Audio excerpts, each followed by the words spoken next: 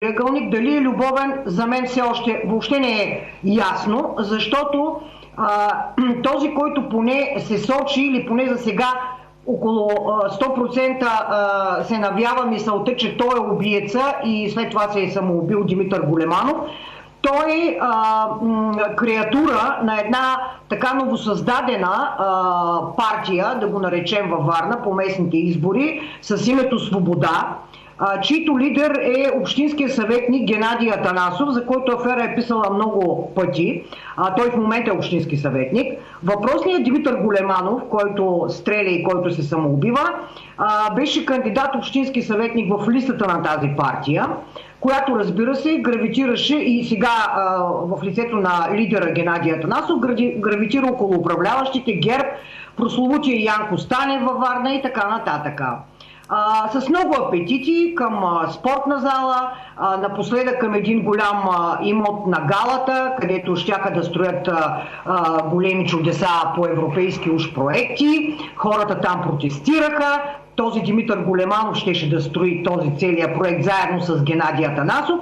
Изобщо едни политически преплетки, зад които обаче стои един андерграунд, защото аз неведнъж съм писала в сайта, много сигнали има и до мен, и до други медии, и въобще във Варна, свързани с лидера на тази партия, че зад него, около него и свързани с него са наркопласьори, наркоразпространение, шмъркане на кокаин, разпространение на кокаин и така нататък. Никой, нито от прокуратура, нито от МВР обърна внимание на това, сеща и се защо, защото тази партия беше създадена като патерица на управляващите по местните избори, пък и не само по местните избори. Освен това, много е важно да се отбележи, че в жилището на Димитър Големанов, който е ортак на политическия лидер, включително и в едно заведение на плажа, за което също се говори, че е свърталище на разпространение на дрога. В неговото жилище са намерени боеприпаси, оръжия,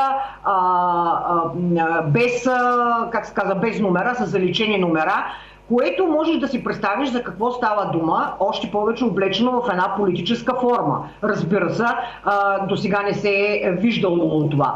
Въпреки тези много писаници и от моя страна, и от страна на мои колеги, в Варна прокуратура и МВР са неми по тая тема, защото просто не отърва така да се занимаваш не само с управниците във Варна, които са от ГЕРБ, а и с техните ортаци.